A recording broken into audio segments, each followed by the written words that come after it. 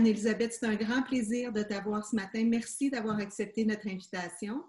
Et merci de l'invitation. Anne-Élisabeth Lapointe est directrice générale de la Maison Jean Lapointe et du Centre québécois de lutte aux dépendances. Et aussi, elle fait partie de notre comité consultatif ici à Jeunesse sans drogue. Donc, c'est un grand honneur de t'avoir avec nous ce matin pour parler de dépendance, de COVID, de tout ce qui se passe présentement avec nos jeunes, puis de pouvoir épauler nos parents à naviguer cette période, puis surtout de les épauler en cette période de retour aux classes pour qu'ils puissent bien avoir des conversations bien informées avec leurs jeunes. Alors, merci. Je vais commencer avec ma première question. Je parlais justement du contexte actuel de retour en classe, mais aussi on est en pleine pandémie. Est-ce que vous savez si la consommation de substances a augmenté durant la pandémie? Et croyez-vous que cela a eu un effet sur les jeunes? Alors oui, de façon générale, la consommation a augmenté pendant le confinement. On parle d'augmentation de consommation d'alcool et de cannabis. C'est ce qui a été surtout sondé. Donc, c'est ce qu'on voit chez les adultes. Alors, comment est-ce que ça peut avoir des répercussions sur les jeunes? Bien, c'est sûr que, premièrement, on est confinés. Alors, pour la plupart des gens, soudainement, ils se sont retrouvés à la maison, avec les enfants à la maison. Et donc, s'il y a consommation à la maison, c'est sûr que ça ne peut pas avoir d'impact sur l'entourage. Alors, c'est sûr que oui, nous, ce qu'on a vu, du moins, c'est des appels, justement, des proches qui demandaient de l'aide parce qu'ils ne savaient pas comment composer avec la consommation du proche. Et c'est là qu'on peut être inquiet parce qu'évidemment, plus d'école, donc moins d'accès facile aux jeunes. Alors, c'est sûr qu'il y a des jeunes qui ont dû souffrir de la consommation de leurs parents en période de confinement. Là, il y a une prise de conscience à faire aussi sur notre propre consommation. Comme on disait, les sondages indiquent que la consommation des Canadiens a augmenté de façon générale.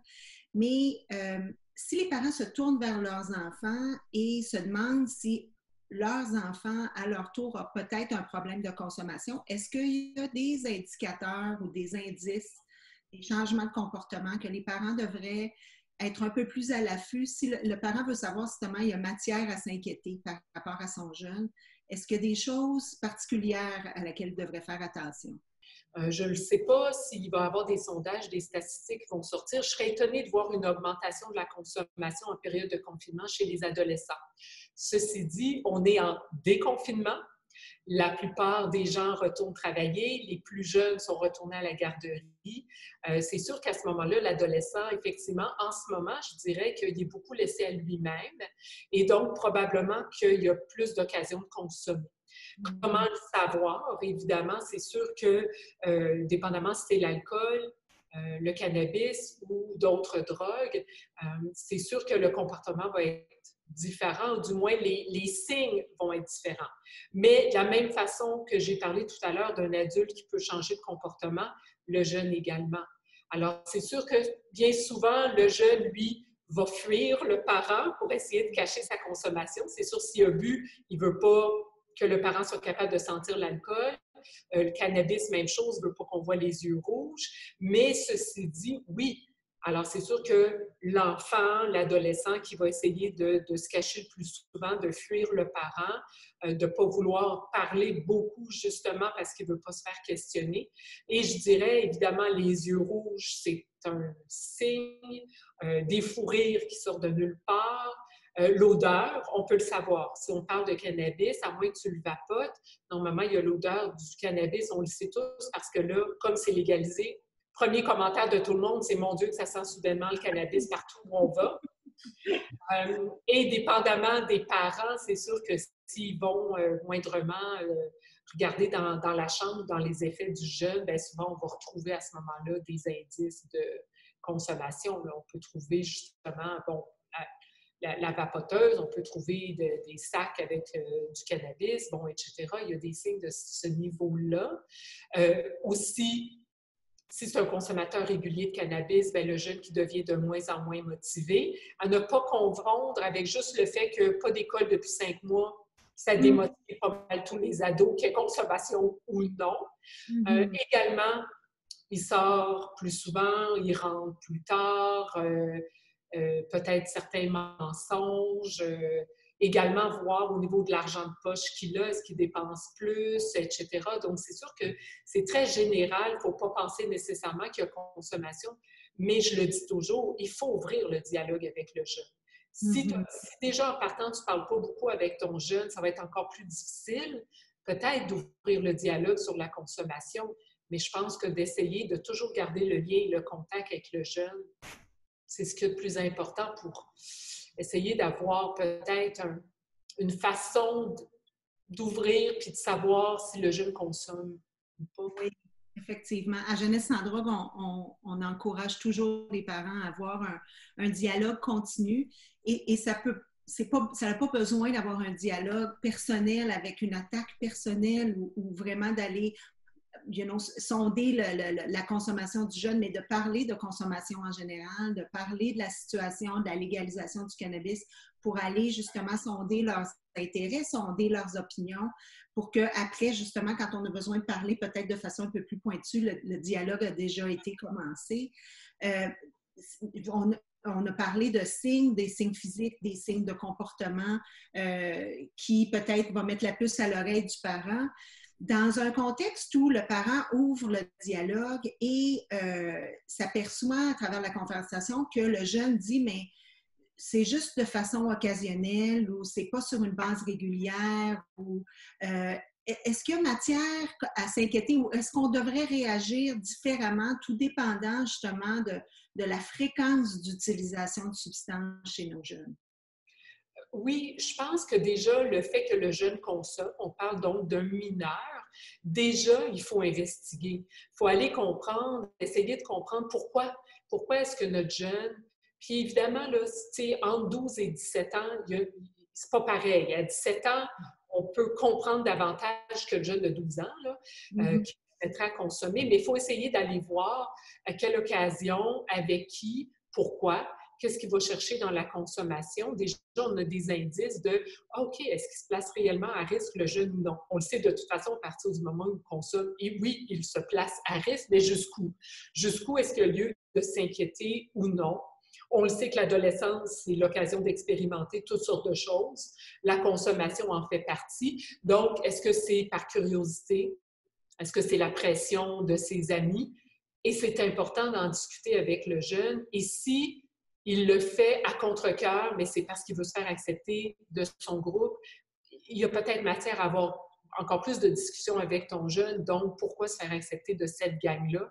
Qu'est-ce qu'elle a, cette gang-là, qui fait qu'il faut absolument consommer pour se sentir accepté?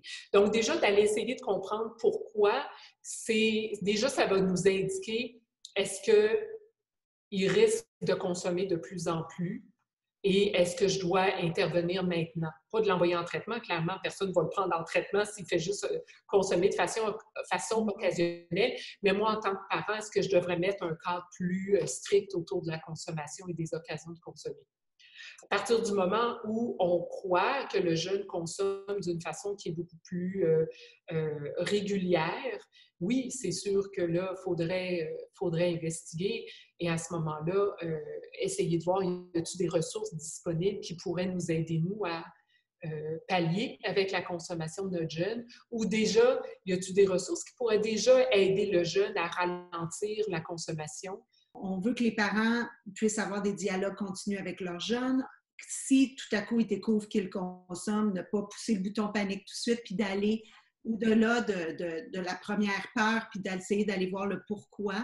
Je pense que c'est important, la fréquence, le contexte, pour justement avoir un dialogue franc et authentique par rapport à cette consommation-là. Mais si justement, là, on se rend compte que c'est pas juste de l'expérimentation d'adolescents, c'est sur une base régulière. Qu'est-ce qu'on peut suggérer aux parents de faire à ce moment-là?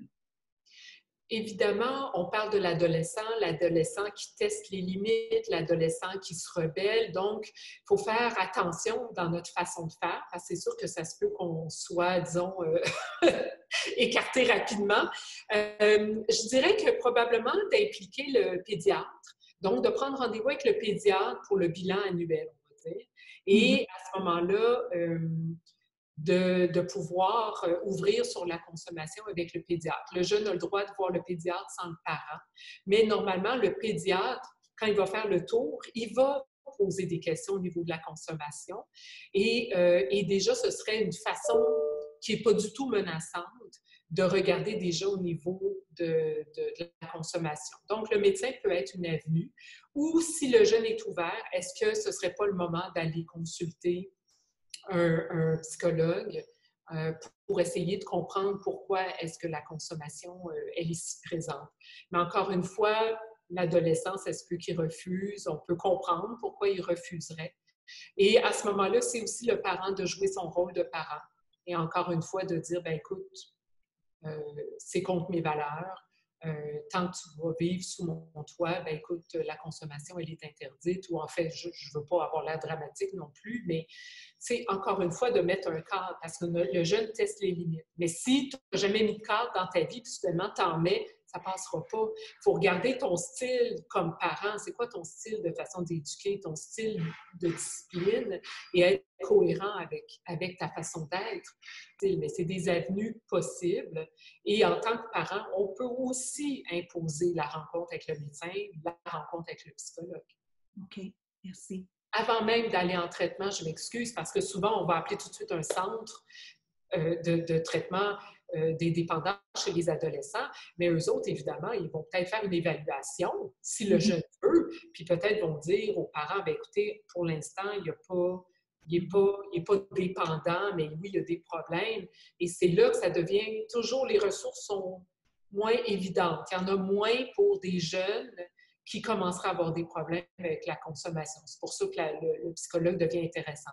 C'est des bonnes suggestions, justement, des bonnes pistes de solutions pour les parents qui commencent à s'inquiéter et qui se disent, je pense que j'ai besoin d'intervenir et d'avoir une action plus concrète par rapport à la consommation de mon jeune.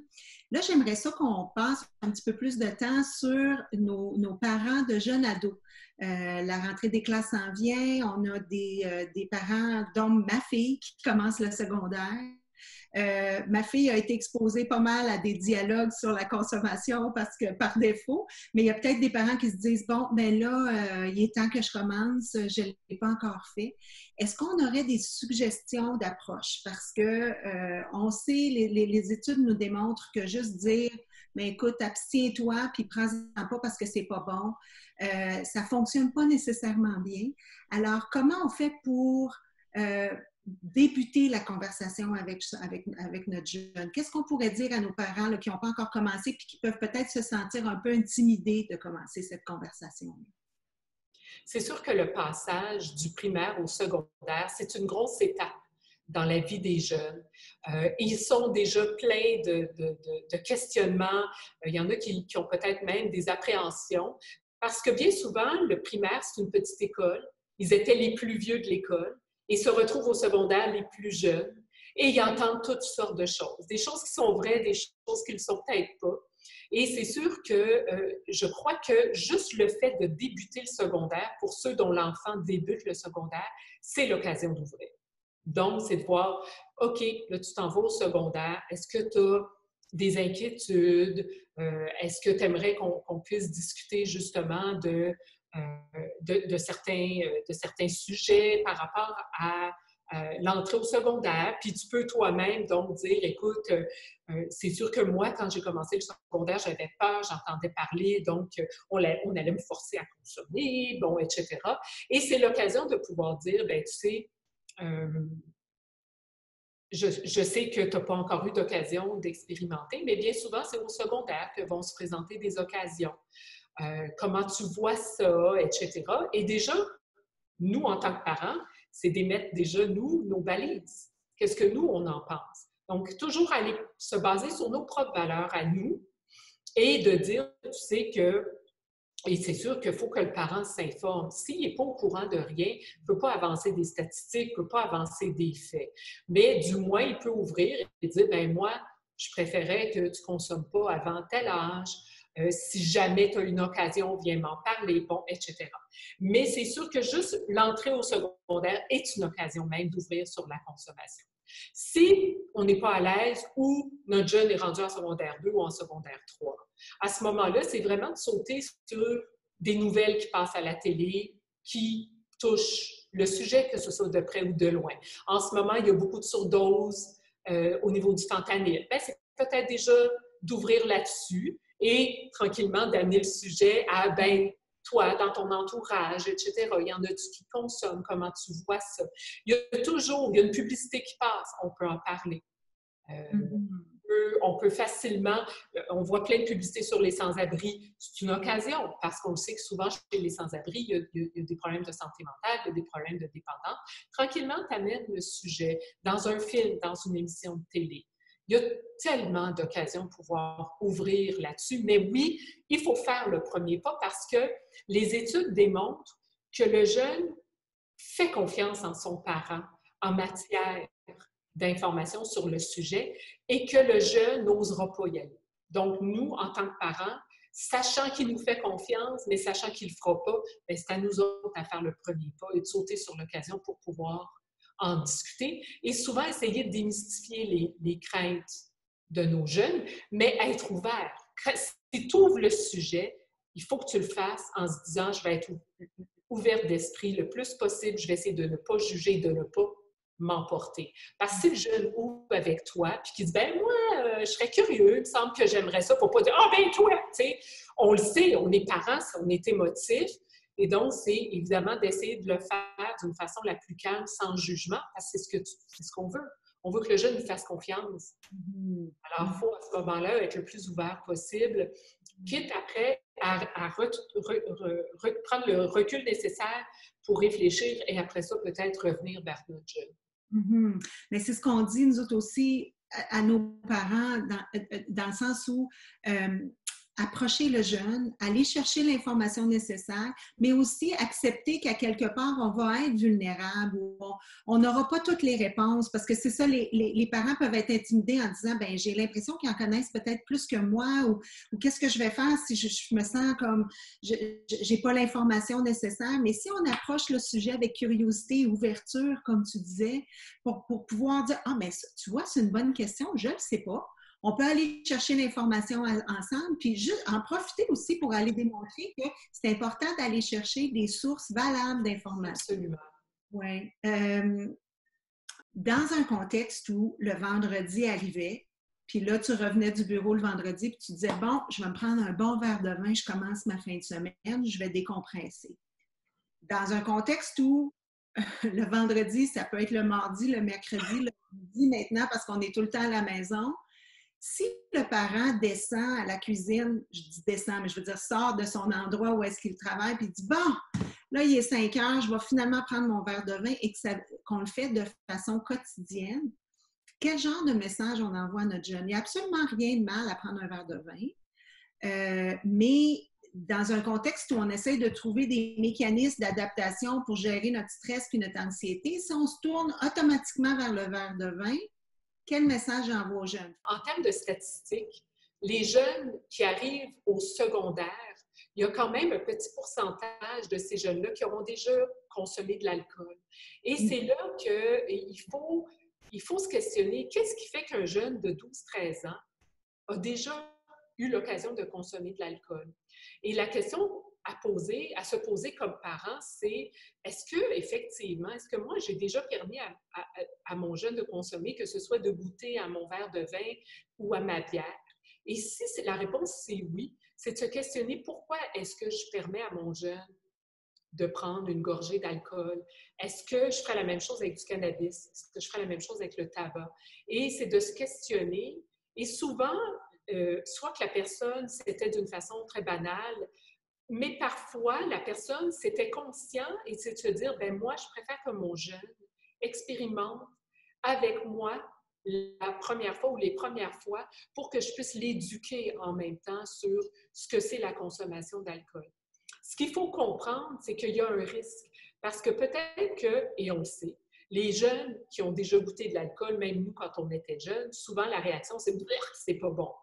Mais il y a un petit jeune qui va faire « moi, j'haïs pas ça ».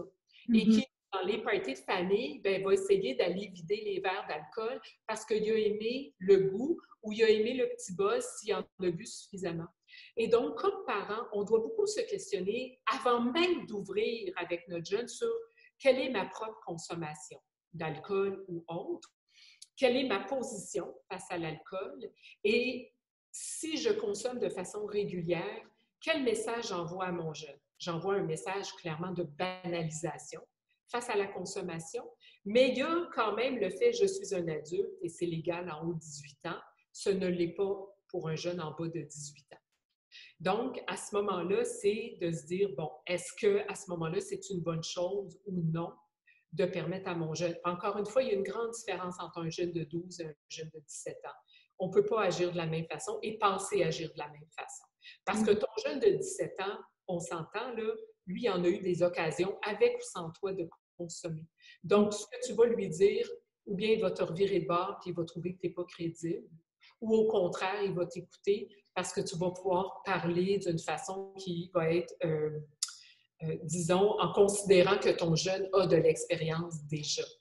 Alors, je pense qu'il faut toujours partir de sa propre consommation, comment on voit notre consommation et comment est-ce qu'on voit la consommation d'un jeune. Donc, pour moi, et de comparer avec une autre drogue, je ferais ça par rapport à une autre drogue. Et sinon, bien, pourquoi je le fais par rapport à l'alcool? Et ça va en dire beaucoup sur comment nous, on perçoit l'alcool. Parce que l'alcool, on oublie que c'est une drogue et on banalise beaucoup la consommation d'alcool. Et c'est là que c'est comme si c'était autre chose, l'alcool, puis c'est correct, l'alcool. Et oui, l'alcool, comme l'exemple que tu donnes, un vendredi soir, je prends mon petit verre d'alcool pour décompresser, c'est correct. À partir du moment où c'est tous les jours, ben, c'est sûr que le message, tu te dis, ben, est-ce qu'il n'y aurait pas un autre message que je pourrais envoyer à mon jeune? C'est-à-dire, ben, je vais aller prendre un bain pour décompresser ce soir. Je vais aller lire un livre. Je vais aller prendre une marche. C'est là que tu envoies le bon message à ton jeune. Et si pour le jeune, il enregistre que, fait que le moyen de décompresser dans la vie, c'est de prendre un verre de vin, c'est sûr que ça peut avoir un impact sur notre jeune. Mm-hmm. Fait que ce que j'entends, c'est d'avoir des discussions ouvertes avec son jeune sur quelles sont les options disponibles justement pour décompresser. Le verre de vin, c'en est une. Prendre son bain, aller prendre une marche, faire du sport, jaser avec un ami. Le mettre dans l'éventail des options possibles en tant qu'adulte pour décompresser, pour pouvoir justement envoyer un message que oui, l'alcool, mais ce n'est pas une béquille quotidienne à utiliser. Exactement. Absolument. OK. Puis, mais moi, je suis curieuse, est-ce qu'il y a justement je pense que ce que je comprends, c'est qu'il y a peut-être une contre-indication justement à permettre à nos jeunes de goûter à l'alcool à la table. Parce que ça s'est fait, j'ai grandi comme ça aussi, on est à table, tout le monde a un verre de vin le samedi, puis là, le jeune dit « Ah, j'aimerais ça y goûter. » Est-ce qu'il y a une contre-indication à ça? C'est pas nécessairement une contre-indication, mais je crois qu'il faut être conscient de pourquoi est-ce qu'on le permet et est-ce que justement, ce n'est pas l'occasion d'éduquer le jeune, parce que c'est souvent l'argument qu'on nous donne, mais en même temps, c'est d'être conscient qu'il y a un risque. Il y a un risque à permettre aux jeunes de goûter l'alcool. Il y a un risque parce qu'il y a des jeunes qui ont des problèmes d'alcool, puis c'est commencé comment? Il y a le contexte, il y a des facteurs prédisposants, mais est-ce qu'on veut prendre ce risque-là en permettant à notre jeune de goûter l'alcool? Et puis, je l'ai vu par le biais d'un ami qui a 2 adolescents, un de 12, un de 14, et lui, comme étant français, tous les soirs, prend un verre de vin et depuis très longtemps permet à son jeune, à certaines occasions, à ses jeunes, de prendre un petit verre de champagne, un petit verre de vin. Et il a compris, il a réalisé que le plus vieux en voulait jamais, ne trouvait pas ça bon, et le petit jeune avait très hâte aux occasions de consommer de l'alcool. Et tu dis, bien là, tu vois, tu viens de le mettre à risque, ton jeune. Parce que lui, il est allé y trouver son compte. Et donc, qu'est-ce que tu vas faire?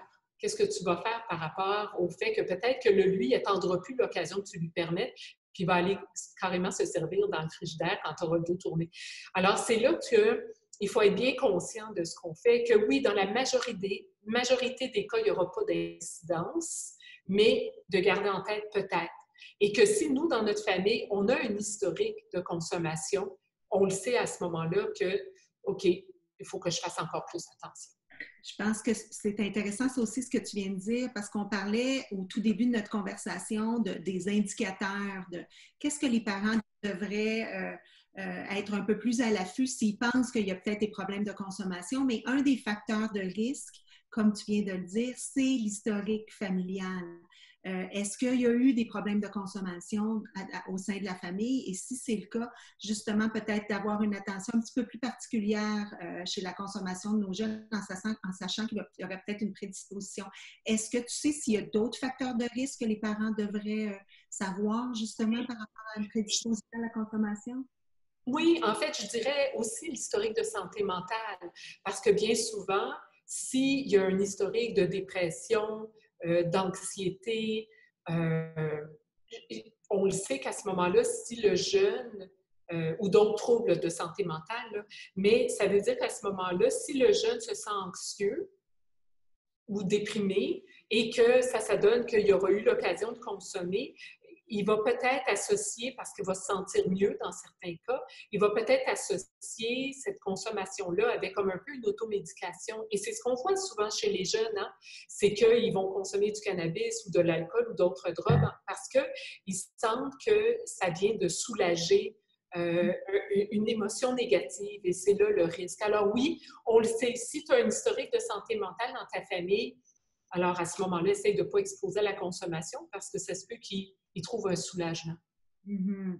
Je pense qu'on vient de bien faire la boucle parce que là, justement, on parle de prédisposition, mais aussi d'aller à la source puis savoir le pourquoi.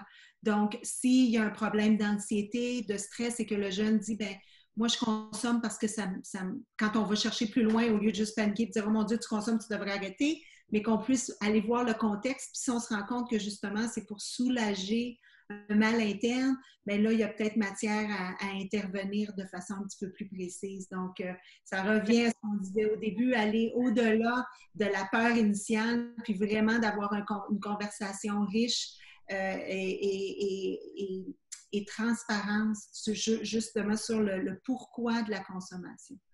Oui. Donc, ben, merci beaucoup. C'est toutes les questions que j'avais ce matin. Est-ce qu'il y a quelque chose d'autre que vous aimeriez, que tu aimerais ajouter, Anne-Élisabeth, par rapport à nos jeunes et le retour en classe et toutes les inquiétudes qui viennent dans le contexte actuel? Oui, puis ça, c'est quelque chose que même les parents pourraient regarder. C'est que, comme vous le savez, nous, la Maison Jean-Lapointe et le CQLD, on voit environ 100 000 jeunes à travers le Québec. Cette année, on va même être à Calgary et Edmonton pour justement offrir nos activités de prévention dans les écoles secondaires. Mais ce serait de s'informer, est-ce que moi, dans mon école, il y a déjà des intervenants qui vont aborder le sujet? Parce que c'est toujours bon d'être au courant si effectivement l'école fait quelque chose, parce que ça, il y a moyen aussi d'essayer d'avoir l'information et de se baser sur la même information, parce que ce qui est très important pour un jeune, si tu veux être efficace, c'est faut que ton discours ressemble au discours aussi de l'école, des professionnels, pour pas que le jeune entende des messages contradictoires. Parce que plus le jeune va entendre des messages contradictoires, plus on va le mettre à risque, parce que là, il va se dire, ben, c'est moi qui vais devoir prendre la décision basée sur toute l'information que j'ai eue et ça se peut qu'ils ne prennent pas la bonne décision. Donc, c'est d'essayer d'être cohérent et de s'assurer que mon message ressemble au message de prévention. Et c'est pour ça que les ressources sont super importantes, comme celles qu'on retrouve sur votre site à vous ou sur le site du gouvernement. Donc, à ce moment-là, on le sait que notre discours va ressembler à d'autres discours et à ce moment-là, on protège notre jeune. OK. Bien, c'est une bonne suggestion. Donc, on dit à nos jeunes de vérifier s'il y a des programmes déjà en place, dont le programme de la Maison Jean-Lapointe.